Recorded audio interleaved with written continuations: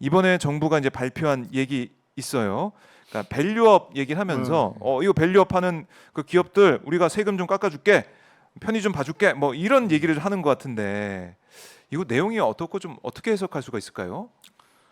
그러니까 그 일종의 유도책을 쓴다고 음. 봐야겠죠. 그러니까 네. 주주 환원율이라는 개념이 있습니다. 네. 그러니까 회사가 번 돈을 얼마나 주주들에게 돌려주느냐. 이제 크게 내용은 두 가지예요. 배당, 배당. 그리고 자사주 매입 소각. 이게 두 개를 합쳐서 이제 주주 환원이고 그거에 얼마나 돈을 쓰느냐를 주주 환원율이라고 얘기를 하는데 우리나라 상장 기업이 평균적으로 한 20대 중반에서 후반 정도의 주주 환원율을 보이고 있습니다. 그러니까 100을 벌면 네. 뭐 대략 30%가 안 되는 돈을 이제 환원하는 거죠. 미국 같은 경우에 주주 환원율이 90%가 좀 넘어요. 90%. 아니 그러니까 원래 상장 기업이라는 거는 예. 열심히 사업해서 번 돈을 자기 주식에 투자해 준 주주들에게 돌려주는 게 최고의 목적인 거예요. 네. 그래서 미국은 주로 이제 배당도 많이 합니다만 자사주 매입 소각이 엄청나게 많아요. 네. 이제 가치로 높여주는 거죠. 그렇죠. 왜냐하면 주식의 가치를. 발행된 주식의 숫자를 줄여주는 거니까 네. 매입해서 소각을 해서 없애버리면 그러면 남아있는 주식의 값어치가 올라가잖아요. 그럼요. 그게 그리고 주주 입장에서도 더 좋습니다. 왜냐하면 배당을 받게 되면 배당에 대한 소득세를 내야 되잖아요. 배당받은 주주 개인들이. 네. 근데 자사주 매입 소각을 해주면 주주는 어쨌든 그 소득세를 더 부담하는 부분은 없거든요. 배당 받으면 세금 내야 되는데 그렇죠. 그걸 안 내도 된다. 안 내도 그러면서 된다. 주가는 올라가니까 올라가고. 주주 입장에서도 더 효율적인 방법인 게 맞죠. 네. 근데 우리나라의 주주 환원율이 낮다 보니까 그래서 주가가 낮은 원인 중에 하나인 것도 맞아요. 그러니까 그거를 소위 밸류업을 통해서 한국의 전반적인 주가를 올려주기 위해서 네. 기업들에게 배당을 유도하는 세제 지원책을 쓰겠다는 게 어제 발표한 내용 중에 일부죠. 그래서 네. 원래 배당은 법인세를 납부한 이후에 남은 돈으로 배당을 하는 거죠. 그러니까 배당했다고 그거를 법인의 비용으로 인정해 주진 않으니까. 그렇군요. 그런데 예. 그러니까 그래서 상장 기업 지배주주들이 배당을 아까워하는 거예요. 법인세 법인세 내고 낸 나서 다음에 남은 돈인데 이익에서. 이게 사실 단 세금도 낸 알토란 같은 내 돈이라고 그 매우 잘못된 생각인데 그렇게들 생각을 하니까 주주들의 회사인데. 그러니까 그렇죠. 근데 이게 세금까지 낸 돈인데 이거를 또 배당을 해줄래니까 아까워하는 측면이 분명히 있거든요. 그래서 배당을 하면 네. 그거에 대해서 아. 법인세를 아하. 깎아주겠다. 그러니까 좀 더 자세히 말씀드리면 최근 3년치의 배당 평균보다 앞으로 배당을 더 하면 그 더 배당한 부분에 대해서 네. 법인세를 5% 이내 범위에서 네. 깎아주겠다. 이른바 세액 공제를 해주겠다.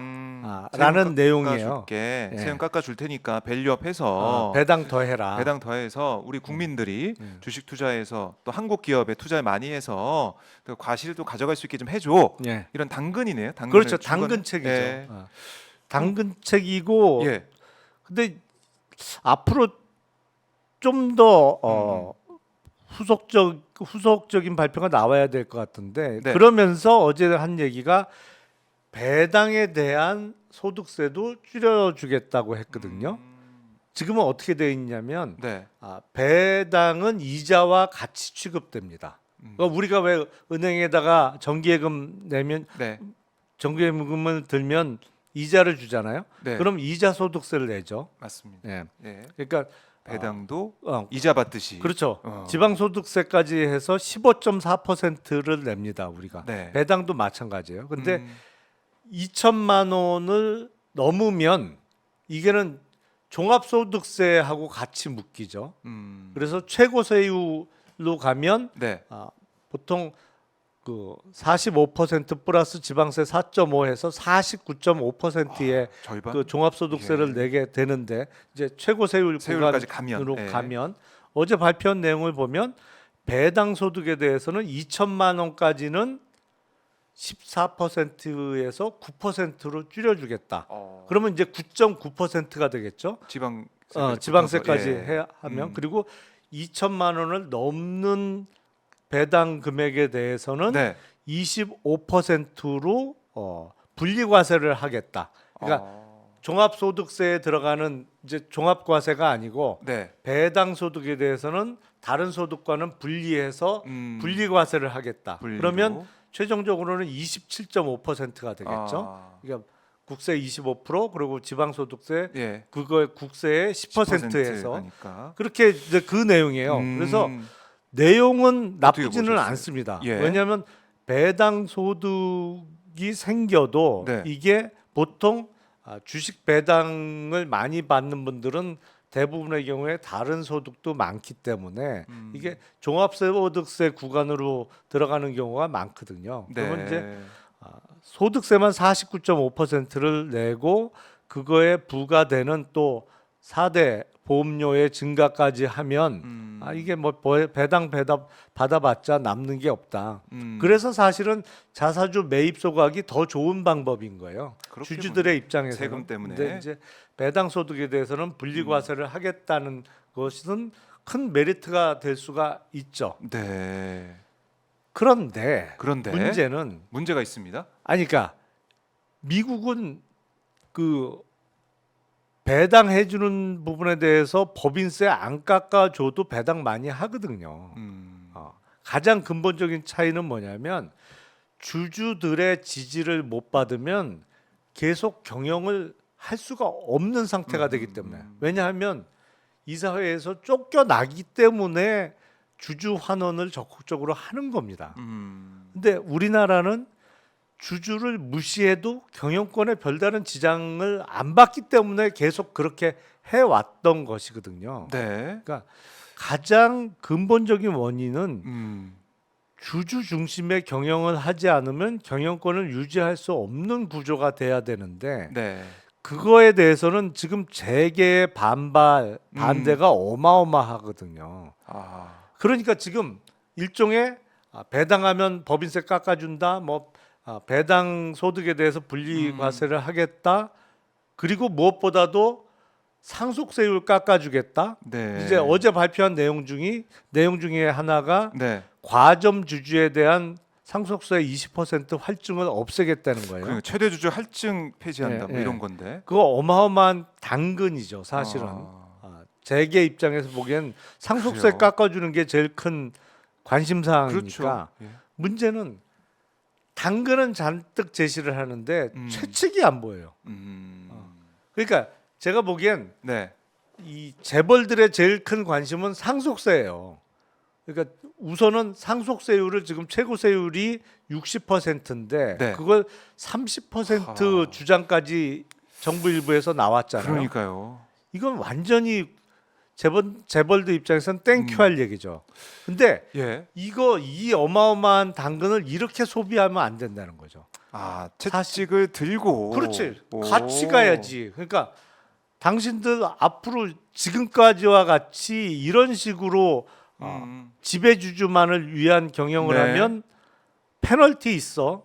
그리고 그 페널티를 줄 수 있는 제도를 우리가 만들 거야. 와 동시에 그래 뭐 60%는 네. 너무 높으니 50%로 좀 일단은 깎아주고 궁극적으로는 상속세 세율을 낮추는 것도 네. 검토해 줄게 하고 같이 가야죠. 이 채찍은 안 보이고 당근만 계속 제공한단 말이에요. 그러니까 기업도 좋은 일만 좋아할 만한 내용들만 발표하고 있고 결국에는 근본적인 문제 해결은 안 되고 있다 이런 말씀이신데 사실은 이사의 주주에 대한 충실 의무 부과 같은 지배구조 개선 내용은 빠져 있다라는 지적도 지금 나오고 있고요. 그렇죠. 그리고 이런 얘기도 나오고 있습니다. 상속세가 과다해서 대기업들이 주가를 낮게 유지하는 원인이 되니까 할증 제도를 없애서 최대 주주가 주가를 높이고 싶은 마음이 들도록 하겠다. 뭐 이런 얘기를 뭐 정부 쪽에서 하고 있는 것 그건 같은데. 정말 말도 안 되는 멍청한 얘기입니다. 멍청한 얘기입니까 이런 거는? 아니 예를 들어서 예. 지금 최고세율이 60%인데 할증을 없애서 50%로 깎아줘요. 그러면 세금이 줄었으니까 우리 회사 주가를 높여야겠네. 그래도 여전히 상속세율은 50%예요. 그게 말이 안 되잖아요, 기본적으로. 네. 그러니까 상속세율을 깎아준다고 재벌들이 우리 회사 주가 높이겠다는 반응이 나올 거라고 기대하는 건 정말 세상에 멍청한 발상이에요. 네. 그런 일은 절대 일어나지 않아요. 그러니까 다만 예.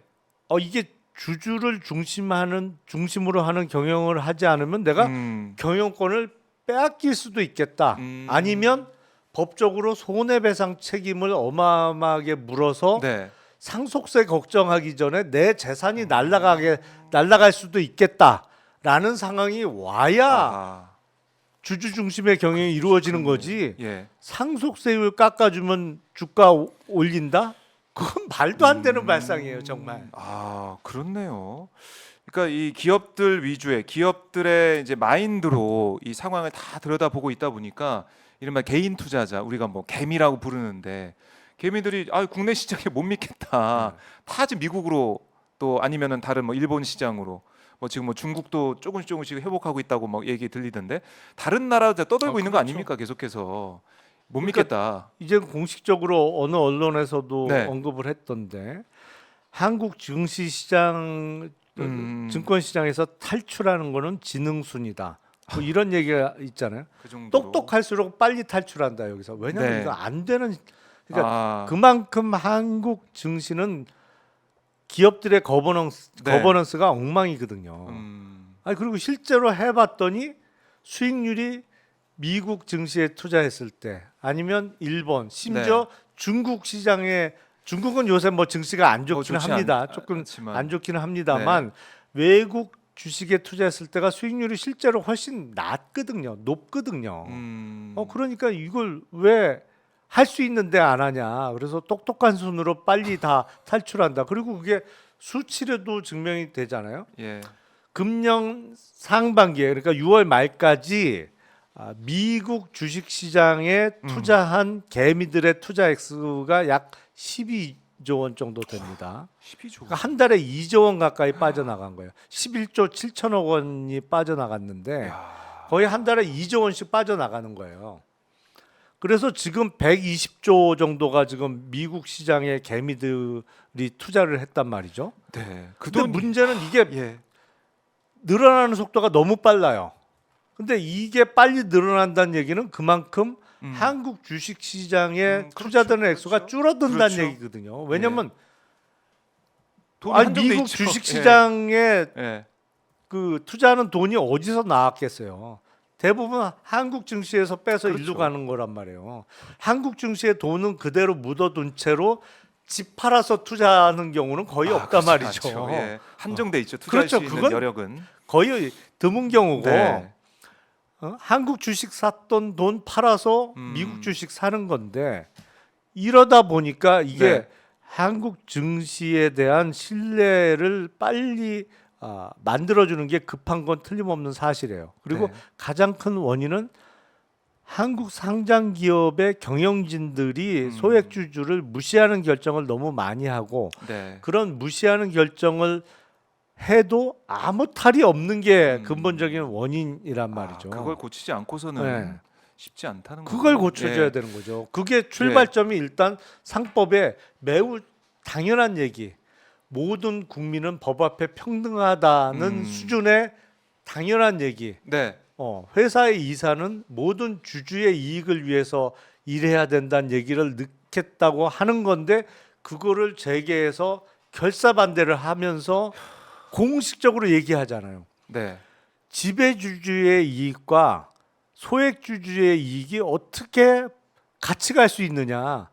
이거는 항상 충돌하기 마련이고 그럴 경우에는 지배주주의 이익을 위해서 경영권을 보호하는 쪽으로 결정을 해야 된다라는 것을 맨 정신에 그것도 유명 대학의 교수님들이 공식적인 자리에서 얘기를 하고 있어요 지금. 그런 거 아닙니까? 그러니까 나라가 살아야 국민이 산다 이런 것처럼 기업이 또 경영권이 제대로 보호가 돼야 회사가 잘 되고 우리나라 기업으로서 활동하고 그래야 주주도 좋은 거 아닙니까? 이런 논리인 것 같은데. 아니 그러니까 그런 논리하고도 틀린 거죠. 왜냐면 그 경영권이 예. 소액 주주에게, 그러니까 지배 주주를 제외한 다른 주주에게 손해가 되는 방향으로 결정할 때도 그 경영권을 보호해 줘야 되느냐라는 지극히 상식적인 질문에 대해서 맞아.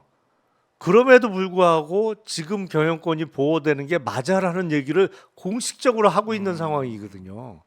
그 말도 안 되는 얘기인데 그걸 공식적으로 얘기를 해요. 그러면 사실은 그러면 진짜 주식회사가 아니고 주주들이 뭐 필요 없는 가 주주들을 정말 홀대하는 거 아니겠습니까?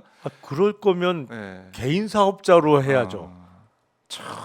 사업을 개인 사업자로 아니면 네. 적어도 비상장 법인으로 해야 되는 거죠. 상장을 하면 안 되는 거지 그러면. 네. 적어도 상장을 했으면 그런 방향으로 경영을 하면 안 되는 것이고요. 그러니까 지금 정부가 어제 내놓은 밸류업 네. 프로그램의 내용을 따져보면 당근은 잔뜩 나오는데 채찍이 안 나오는 걸로 봐서 네.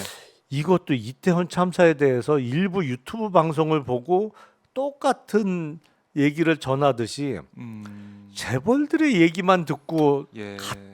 그 식의 사고를 하고 있는 거 아닌가? 인식을 재벌식으로 하고 있는 거 아닌가? 네. 라는 생각이 들어요. 왜냐면 상속세 깎아준다는 얘기는 재벌들이 제일 원하는 답이거든요. 그러면 오케이. 그러면 상속세를 깎아줄 수도 있지만 네. 대신 부담도 져라. 책임도 다해라. 예. 이게 맞잖아요. 그렇죠. 당근만 계속 주면 안 되는 거죠. 네. 그러니까 주고받는 게 있어야 되는데 그러니까 주기만 하는 아낌없이 주는 나무처럼 기업도 한데 다 이제 풀어준다는 거 이런 거 아니에요? 결국 감세 정책이라고 우리가 볼 수밖에 없는 상황인데 이렇게 해서 감세 정책으로 과연 우리나라 국민들의 삶이 나아질 것이냐 여기에 대한 의구심도 있는 것이고 우리 개인 투자자들 입장에서도 이런 밸류 프로그램이 제대로 되겠느냐 그리고 우리나라 주식시장 우리 투자시장이 또 매력적으로 바뀌겠느냐 여기에 대해서 아직 부족하다는 생각을 할 것 같아요. 그럼요. 왜냐하면 배당에 대해서 세금을 적게 내게 된다면 물론 그것만 놓고 보면 주식 투자자 입장에서는 좋은 일이죠. 네. 근데 근본적으로 배당은 조금 늘었는데 주가가 떨어져서 이게 손해가 그렇죠. 더 커. 그럼 무슨 의미가 있어요? 의미가 없잖아요. 그러니까 네. 주가가 안 떨어질 만한 주주 보호 대책이 있어야 되는 것이죠. 그거는 가장 선도적으로는 그래서 네. 모든 주주의 이익을 위해서 일해야 된다. 그 얘기는 뭐냐면 모든 주주의 이익이 아닌 네. 지배 주주만의 이익을 위해서 일했을 때는 니네 책임지우겠다. 네. 그러기 위해서 뭐 예를 들어서 조금 전문적인 얘기입니다만 네네. 회사가 증거를 움켜쥐고 안 내놓을 때 자신들에게 불리한 증거를 내놓지 않을 때 그걸 내놓도록 강제할 수 있는 디스커버리 제도를 도입한다든지 네. 아니면 이사의 손해배상의 책임을 보다 명확하게 하는 제도를 만든다든지 아니면 경영권 방어 수단으로 많이 악용되고 있는 자사주에 대한 규제책을 내놓는다든지 네. 이런 게 뒤따라야 진정한 밸류업이 되는 거지. 당근만 잔뜩 그것도 회장들이 좋아하는 당근책만 잔뜩 제시하면 네. 배당에 대한 주주들의 세금 깎아준다고 주가 떨어지면 무슨 소용이 있냐고요. 그건 근본적인 해결책은 아니거든요. 그러게요. 어제 정부의 이제 발표에 대해서 우리가 하나하나 짚어보고 따져봤더니 너무 부족하다. 근본적인 해결책이 안 나온다. 이렇게 말씀하신 거고. 그러다 보니까 지금 환율이 또 원달러 환율을 보면은 지금 보니까 1,381원 이렇게 좀 돼 있던데 이게 높게 유지되는 것도 어떻게 보면 우리 개인 투자자들이 원화를 달러로 바꿔가지고 미국 투자하고 이런 것도 조금 영향은 주고 있겠네요. 그러니까 작년 예, 예. 연말까지만 해도 예. 반도체의 국제적인 그 업황이 안 좋아서 반도체 수출이 안 돼서 많이 준 것도 사실이니까요. 네. 그래서 이제 수출이 안 되니까 들어오는 달러가 적어서 고환율이다. 네. 뭐 그렇게 설명을 했어요. 근데 아하. 올 상반기에는 반도체 경기가 많이 나아졌잖아요. 네. 그리고 지금 무역 수지 흑자가 꽤 많이 난단 말이죠. 그러면 이건 설명이 안 돼. 수출 잘 되고 흑자 많이 보는데 왜 환율이 계속 1,400원 가까이에서 움직이느냐? 문제는 무역 수지는 흑자인데 자본 수지가 적자가 많이 나는 거예요. 그러니까 우리 예를 들어 자본이. 빠져나가는 돈이 많은 거지. 아니 삼성이나 현대차가 벌어들인 달러가 국내에 들어와. 네. 물론 뭐 거기서 그게 얼마나 트리클 다운이 되는지도 대단히 의문입니다만 어쨌든 국내 기업이 벌어들인 달러를 네. 원화로 바꿀 거 아니에요. 아하. 그럼 뭐 하냐고. 예. 개인들이 야 한국 주식은 희망 없어. 그래서 원화를 다시 달러로 바꿔서 미국 주식에 투자하는 게 매달 2조 원씩인데 그것도 미국 시장만 볼 때 네. 지금 일본이나 다른 국외 시장에 투자되는 걸 다 합치면 그보다 더 많은 돈이에요. 그렇죠. 그렇죠. 그 반도체 자동차 팔아서 번 달러가 아. 주식으로 빠져나가고 있는데 환율이 내려가나요? 안 내려가죠. 이제 근본적인 해결책, 주주에 대한 이사들의 책임을 이제 명기하는 이것부터 해 나가야 되는데 그게 안 되고 있고 뭐 이런 세금 좀 깎아준다 이런 식으로만 가고 있으니까 전혀 효과가 없다라는 말씀이시고 근본적인 해결책 저희가 이제 매 시간마다 말씀하고 있는데 정부는 글쎄요 그냥 이른바 야당에서 지적하고 있는 부자 감세 쪽으로 가고 있는 것 같고 윤 대통령이 이제 파리의 한식당에서 총수들과 만나서 뭐 맛있는 거 드셨다고 하던데 그리고 뭐 부산 엑스포 실패 이후에 같이 어묵도 먹고 떡볶이 먹는 모습도 보였다고 하는데 총수들하고만 친한 것 같아요. 그래서 이게 뭡니까? 아니, 참. 대통령이 정보를 골고루 들어야 돼요. 그러니까 사실은 대통령의 경우에는 네. 예를 들어서 안보 사항과 관련한 보고도 국정원으로부터 일방적으로 듣지는 않잖아요. 여러 채널이 있습니다. 아하. 경제 관련해서도 마찬가지예요. 여러 채널을 통해서 들어야 되고 종합적인 판단은 대통령이 해야 되는 거죠. 네. 근데 일단 정보의 취득 과정부터 제가 보기엔 너무 편협되어 있어요. 재벌 회장들하고 너무 친하면 안 되는 거예요. 그래서 아니 그러니까 재벌 개혁을 요구하는 적어도 재벌 기업들의 거버넌스의 개선을 요구하는 얘기도 많이 들어야 돼요. 네. 그러니까 지금 자영업자 뭐 대책으로 내놓는 게 뭐 이 좀 대출을 더 뭐 연장해주고 뭐 이런 정말 힘든 자영업자들 지원하겠다, 뭐 핀셋 지원 이런 얘기를 하고 있는데 과연 자영업자들의 얘기 정말 이 가슴에서 우러나온 얘기를 듣고 정책을 내는 것인지 여기에 대한 지적 비판할 수밖에 없을 것 같아요. 근데 어제 발표한 내용도 제가 보기엔 자영업자 지원책보다는 네.